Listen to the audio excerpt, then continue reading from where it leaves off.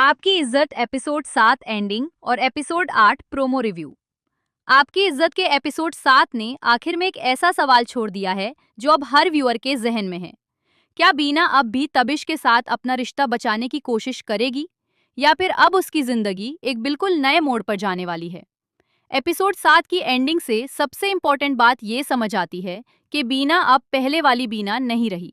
तबिश के रवैये और उसकी बेवफाई ने बीना के अंदर बहुत कुछ बदल दिया है। और सबसे ज्यादा तकलीफ की बात यह है कि जिस शख्स से बीना को सपोर्ट की उम्मीद थी, वही उसकी फीलिंग्स को समझने के बजाय सिचुएशन को और ज्यादा कॉम्प्लिकेटेड कर रहा है। लेकिन असल गेम अब यहाँ से स्टार्ट होती है। एपिसोड 8 के प्रोमो में जिस तरह कैरेक्टर्स के दरमियान टेंशन नजर आ रही है, उससे लगता है कि अब बात सिर्फ हस्बैंड और वाइफ के दरमियान नहीं रहेगी, बल्कि घर के दूसरे लोग भी इस कॉन्फ्लिक्ट का हिस्सा बनने वाले हैं।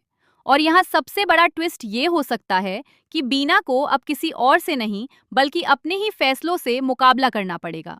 क्या वो अपनी इज्जत के नाम पर फिर से कॉम्प्रोमाइज करेगी या फिर पहली दफा अपने लिए एक स्ट्रॉन्ग डिसीजन लेगी? मेरे ख्याल में एपिसोड 8 में सबसे इंटरेस्टिंग चीज तबीश का रिएक्शन होगा, क्योंकि अब तक तबीश को लगता रहा है कि बीना सब कुछ बर्दाश्त कर लेगी। लेकिन अगर बीना ने इस दफा चुप रहना छोड़ दिया तो तबीश के लिए पूरी सिचुएशन बदल सकती है। और माँ जी का किरदार भी यहाँ बहुत इंपॉर्टेंट नजर आ रहा है। वो जिस तरह तबीश की गलतियों को जस्टिफाई करती हैं, उससे लगता है कि आने वाली एपिसोड्स में बीना और उसके ससुराल के दरमियान टेंशन और भी बढ़ने वाली है।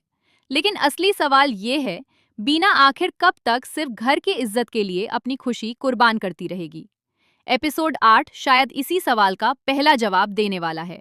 और अगर बीना ने इस दफा कोई बड़ा फैसला कर लिया तो यकीन करें तबीश की पूरी गेम उलट सकती है। अब आप बताएं, क्या बीना को तबीश को एक और मौका देना चाहिए या अब वक्त आ गया है कि बीना अपने लिए स्टैंड ले? कमेंट में अपनी ओपिनियन जरूर बताएं।